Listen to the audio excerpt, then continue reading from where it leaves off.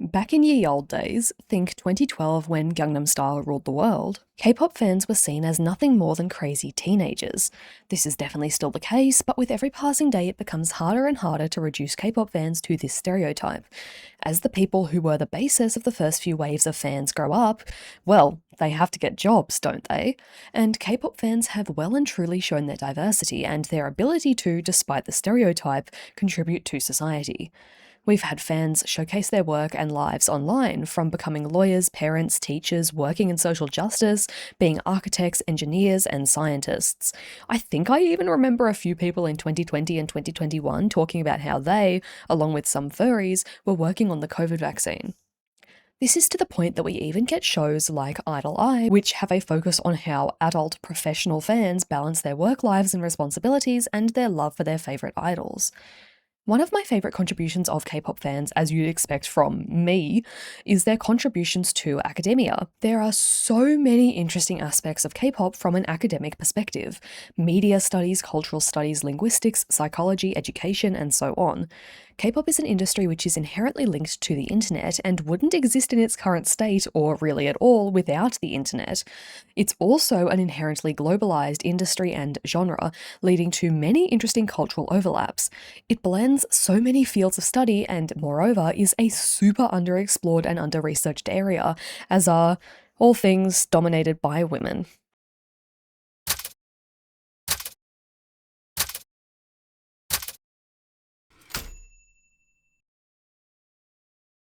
Thankfully, it's becoming less underexplored as people my age start graduating and working in research, which is really exciting. Now, although it's still an under-researched field, there's far more research on K-pop in various academic fields, and its societal implications.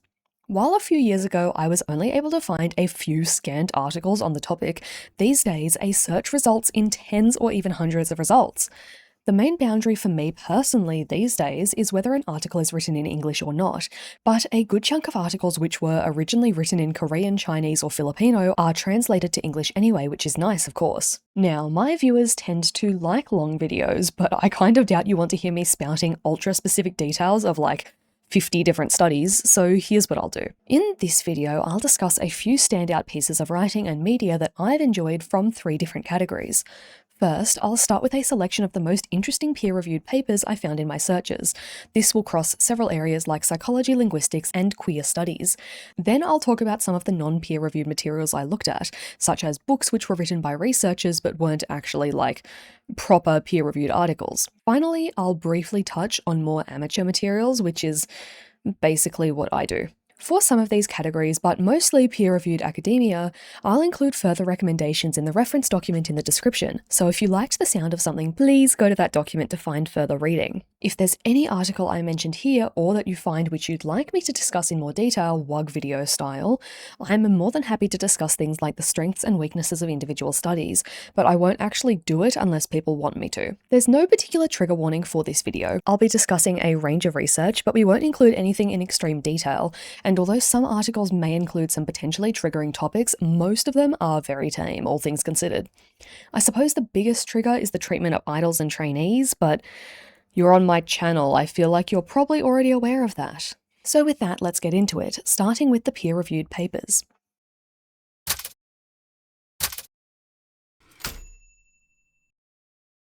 So, for anyone who doesn't know, the gist with peer-reviewed papers is that they've been reviewed by other experts in the same or similar fields before they were accepted for publication. This doesn't mean they have no bias and are 100% factual, but it does help limit their bias and fact-check them. Don't forget, literally nothing is free of bias in the world. The first paper I want to discuss is a fun little paper by Limick and Lim about the economics and marketing behind Going 17. You know, the second best variety show of all time after Subin's My Fave's Fave? This is a great paper to read if you're interested in the marketing of K-pop and K-pop variety shows, and how they're used to increase audience engagement and, of course, spending. The article looked at the various aspects of the show which influence audience engagement and analysed audience comments and Reddit posts to look at what the fans liked. The main areas of fan engagement were the fact that 17 are involved in things like creating episode concepts, especially in 2020, that they seemingly have a good relationship with their producers and staff, that they have creative content, and that the editing style and meta references are good and engaging. The study also surveyed fans who identified that things like the editing style and group members' participation in content creation increased their sense of satisfaction with the content. They statistically analysed these and, unsurprisingly, found that artist loyalty also influenced satisfaction. There were a few interesting differences between Asian and non-Asian audiences, such as Asian viewers being negatively influenced by references to the producers versus non-Asian viewers seeing it more positively. But overall, it seems that most of these aspects engage both groups of fans. Another fun fact I wanted to give is that meta references were more appreciated by fans with higher education levels, which I guess makes sense. The article also talks a bit about the differences between Asian show editing and non-Asian show editing, so you can read more about that if you're interested in it.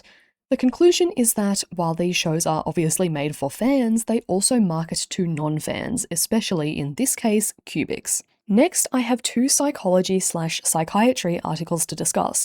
The first one is a very odd one. You'd think that, considering the general cultural anxiety about the impact of thin bodies on eating disorders in viewers, that there would be more research about the impact of K-pop consumption on eating disorders, right?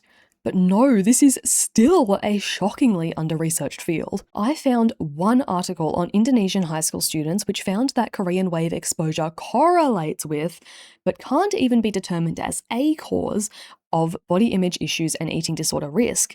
But the main article I wanted to discuss was this case report by Kim et al., which was a baffling read. So, when you look at the title and abstract of the article, it seems like this is a meaningful article which shows how K-pop exposure is causing, or at least a causal factor, in a patient's anorexia. But the actual thing is a teeny tiny, like 2-paragraph report which details this patient's struggles and makes no actual claims about anorexia being linked to K-pop. It just sounds like this particular patient had a really hard life in general and other traumas and mental disorders which could have influenced her eating disorder outside of K-pop. For instance, being diagnosed with bipolar disorder and clearly having some delusions, believing that EXO were communicating to her personally through Morse code and other things in music videos. But this is obviously far from a causal study, and with a sample size of a grand 1, can't be generalized to other people. I think this article is a good example of actually looking at the full research being done, rather than jumping to conclusions because the title or abstract indicated this girl might have developed anorexia because of K-pop. The second psychology article I wanted to discuss was this one by Padilla and Setiasi, which used statistical analysis to look at social media addiction, social anxiety, and social comparison in K-pop fans. The conclusions were that, in K-pop fans, social anxiety and social comparison have a significant effect on social media addiction, but these are, from my experience as a psychology student, things that could basically apply to any demographic, not just K-pop fans. It's good that this research looked at this link in K-pop fans specifically, but it doesn't actually make any judgments about K-pop fanship specifically being linked to social media addiction, as opposed to just like general social media use. Next, we move into the wondrous realm of queer studies, with possibly my favourite article from my research this time. This article by Ku et al. Was an exploration of the experiences of 16 queer Asian Americans in regards to K-pop, and they had some very interesting things to say. I'll discuss the highlights I took away from the article, although obviously some of these things weren't highlights. For instance, the article talks quite a bit about the intersecting forms of oppression and marginalization that Asian American queer people experience, which increases their risk of stress, trauma, and mental health disorders. Not very fun, but important to talk about. In better news, the article talked about how the participants could recognize both the positives and negatives of K-pop. It breaks gender boundaries, but is still very heteronormative and conservative, and falls into stereotypes of Asian men as being submissive and feminine. It shows different forms of fashion and does interesting and creative things, but is also oppressive, abusive, and sticks to a single version of beauty, while relentlessly punishing everyone who doesn't exactly fit that standard of beauty. It gives Korean diaspora especially a form of Korean culture to consume in the West, but one that is itself westernized and at times removed from actual Korean history. I would say the best thing that came out of this article is that the participants reported that K-pop allowed them to explore their creativity and their self-expression through fan communities, developing friendships and support systems, and through activities like dance groups and edit creation. They also said that K-pop was actually very important representation to them because, especially in America, there's a stereotype that Asians and Asian Americans are just nerdy, and if they don't do well academically, they're kind of useless. But K-pop shows Asian American kids, especially Asian American queer kids, that they can be themselves to some extent and can be successful without being academically talented. Sure, many K-pop idols were academic gods, but many of them also dropped out and struggled with school, whether because they were literally trainees at the time or because they just weren't academically gifted.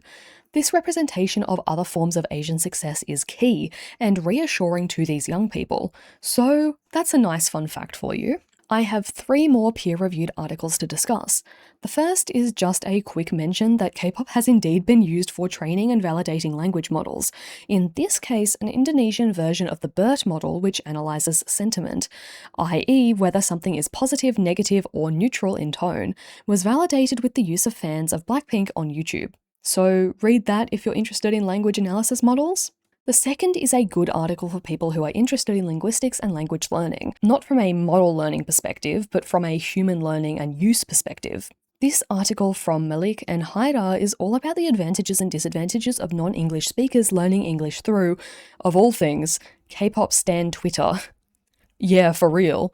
Not only is this a peer-reviewed academic article, but it's, believe it or not, a super important thing to understand as more and more people learn new languages and especially English through online communities. The gist of the article is that these users learn and learn to use English, including specific phrases and words through fandom jokes and memes. Being able to use these memes correctly gives them some level of social capital, or recognition from other fans, and can help them gain a following. Gaining a following and having other fans like their content encourages them to be more confident in their English language use and to post and interact more, which in turn leads to more social capital and more English learning, and so on and so on. In this way, Twitter is surprisingly, considering the negative opinion many people, including myself, have of it, useful for helping people learn English. The advantage is that people learn English, and other languages, probably which weren't studied in the paper, develop online communities and become more confident communicating. Thus, they become more expressive and creative in their speech and talk more naturally. The disadvantage is that, well, these memes don't tend to use good grammatically correct English, do they? Hence, while these users become good at talking casually online, their actual English skill, particularly in terms of their grammar, may be reduced by this exposure. You can make your own opinion about whether the net result is positive or negative, but I personally think it's positive. The third is the last peer-reviewed article that I wanted to discuss in this section, and it is, of course, a psychology article. You know, I do love my cultural studies and queer studies and linguistics and marketing, but I am a psychology student at the end of the day. A psychology student in the process of working on what will hopefully be a peer-reviewed article with my name on it. This article by Derek Laffin is called Positive Psychosocial Outcomes and Fanship in K-pop Fans, a Social Identity Theory Perspective. In layman's terms, how does K-pop and K-pop fanship interact with a fan's sense of belonging, and does this impact their psychology? Like, does it have positive psychological and social benefits? Hence, psychosocial. The article discusses a survey that Laffin conducted with 1,477 K-pop fans, measuring their level of fanship and psychological outcomes like self-esteem and happiness. The survey found that increased fanship was a predictor of happiness, self-esteem, and social connectedness. Basically, those who had higher levels of fanship were more likely to be happier, feel more connected with others, and so on. These are obviously good outcomes of K-pop fanship, and Laffin discusses this in relation to social identity theory, which states that someone's identity is both personal and social, and that identifying as a member of a group can increase morale in said group via gaining connection with others.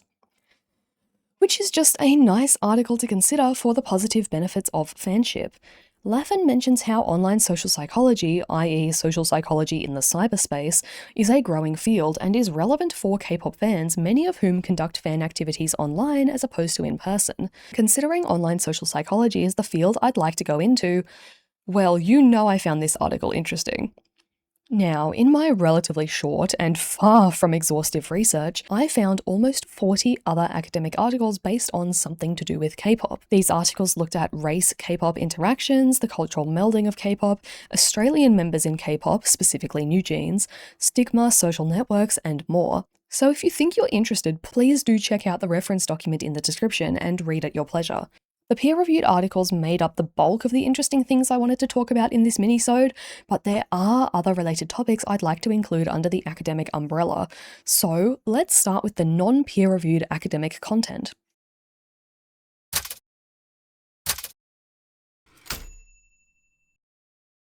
This is mostly material that comes from experts in the topic and academics in each field, which just hasn't been peer-reviewed because it's more casual for them. A great example of this is the first one I'll discuss in this section. It's one that I've mentioned on this channel before, but it's one of my favourite K-pop related books, Map of the Soul 7, Persona, Shadow and Ego in the World of BTS by Murray Stein. Murray Stein is a professor of psychiatry at the University of San Diego and is very interested in Jungian psychology. This is based in the work of Carl Jung, who was himself a partial follower of Freud and adapted and expanded upon Freud's theories. I believe Stein has said before that his students initially informed him of Map of the Soul persona, and thus he was keeping an eye out when BTS released Map of the Soul 7. As someone who seems like the single biggest fan of Jungian psychology ever, to the point that he's dedicated his whole career to it, he was delighted with the album and decided to write a book. The book, which I have read several times, is an interesting discussion of the various references to Jungian psychology in the album, including the symbolism of the number 7, beyond the group having 7 members and the album being released near their 7th anniversary, and the progression of themes throughout the album. For instance, how important it is that we start with the persona, then move to the shadow, and then to the ego. The book is a fantastic read if you want to learn more about Jungian psychology, and it's a fascinating book because it's a book written by an experienced academic all about the analysis of a K-pop album, but even though it is written by an experienced academic, it's written by a non-fan. So you get a completely different perspective on the group, where Stein misses references to BTS's past, but sees extra references to Jungian psychology that their fans could miss. Anyway, if you want to and are able to buy this book, I would highly recommend it, especially if you're interested in an academic analysis of K-pop albums. I'll put a similar note here to mention lectures by Thomas Bardenett, who is a lecturer in international studies and who, again, I've mentioned on this channel before. He has written several books and held several lectures which are obviously not peer-reviewed, but which, similarly to Stein's work, come from this same academic background. Bardenett's specific interest is BL, from all countries but especially the Philippines, Thailand and Japan, but he's also a K-pop fan and does talk about K-pop on occasion, especially when discussing how the two industries' audiences overlap, and when discussing how Thai BL specifically has become K-popified. One concept he talks about a lot, which I find interesting, is the Thai wind. Basically, the idea is there's the Korean wave, right? But then the Thai wind will come and blow the Korean wave away and will replace it with Thai culture. An interesting thought. The work of Bardenett and academics in related fields shows how massive of a cultural export K-pop is, and how it has wide-reaching implications for things like economics and even global alliances through the spread of Korea's influence and soft power. I'll link a few lectures by Bardenett and other academics in the reference document in the description. If you like my content, it's quite likely that you'll like theirs too, regardless of whether you're a BL fan or not. In fact, I think I've even already recommended some of Bardenett's lectures previously through my Casper's Recommendations playlist. One other work I wanted to discuss was a book that I came across called K-pop Idols, Popular Culture and the Emergence of the Korean Music Industry by Hakjun Lee and Dalyoung Jin. I stumbled upon this book in my research and went, okay, yeah, sounds good, sounds interesting. And then I started reading it and the authors were talking about the growth of K-pop and how important it is and all of that. And I was like, okay, yeah, cool. And then all of a sudden it hit me with this page where they say that one of the authors, Lee, actually became a manager of 9 Muses for about a year, and thus observed the members, worked with them, and gained extra insight into the running of a K-pop company and group. And my jaw hit the floor. I thought I was just reading a regular book by some academics about the importance of the growth of the industry. Little was I to know that it was actually written by a man who managed the group. And not just that, Lee is the director of the 9 Muses documentary, which he filmed and made while managing the group. Then the second author, Jin, stepped in to help write the book with a bit more of an academic lens. While Lee is a journalist and filmmaker, Jin is an academic specializing in media studies, so could add expertise to the process.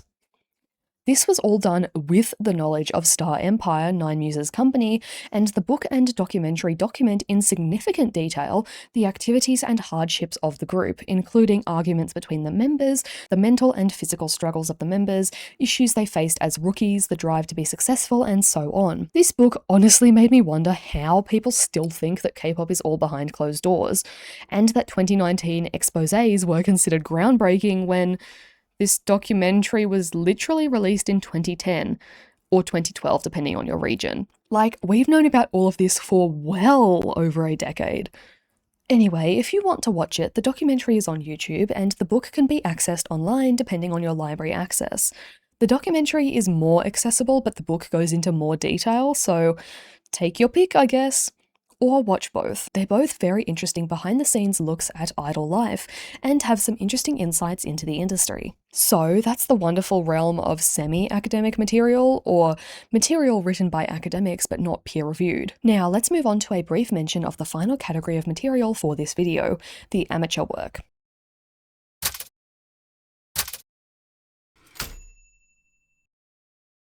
I don't have much to say for this section, but mostly just wanted to make a mention of it. There are countless people like me on the internet who are interested in K-pop and the various systems behind it, but aren't actual academics yet, or may even still be in high school and just interested in the field.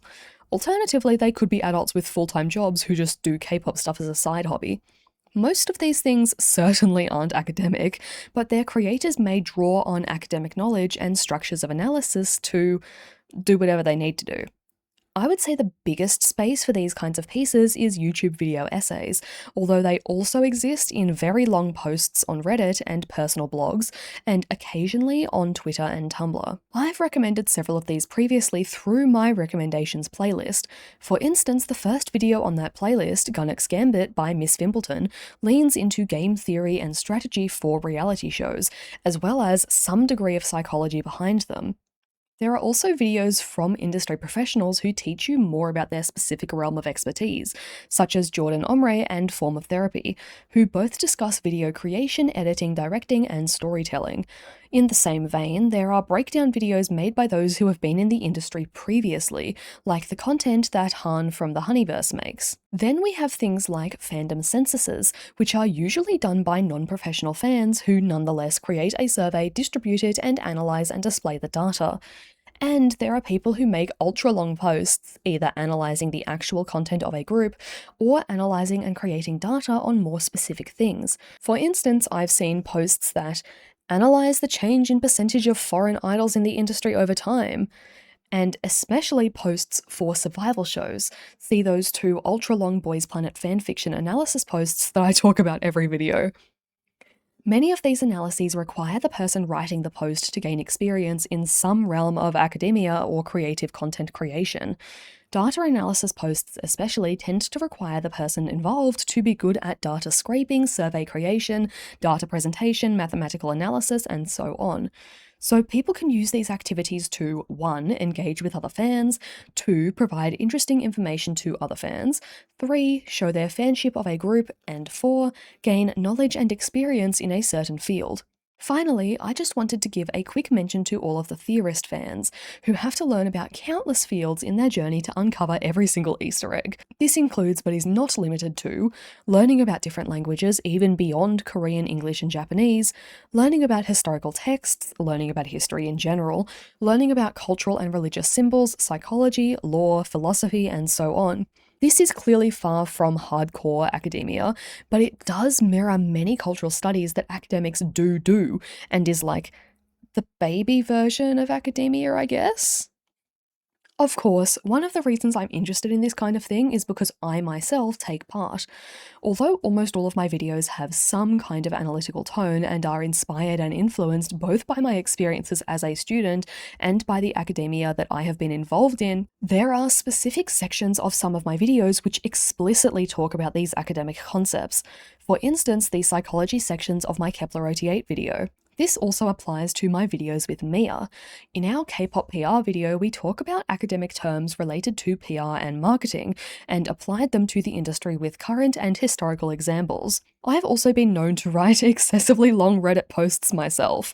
I've written a lot about the nature of editing and storytelling on reality shows, which is influenced by my knowledge as an editor and psychology student. And I've written an essay analysing the effect of Reddit as a platform on the social psychology phenomenon of group polarization. For myself and other people who create content like this, the internet, and specifically the K-pop internet, is a great place to stretch our minds before we actually have the age and qualifications to seek a job in our various fields. Law, marketing and PR, philosophy, psychology, data analysis, media analysis, music production, and so on. And for many of us, myself included, our online work has genuinely been a great piece of experience to add to our resumes. But that's basically where Kpop Academia is these days.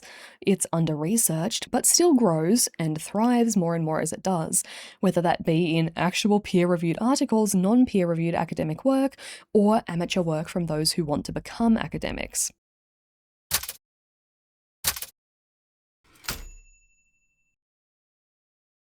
The field of K-pop academia has massively grown over the past 10 and especially 3 to 4 years, and has blossomed into a multidisciplinary field.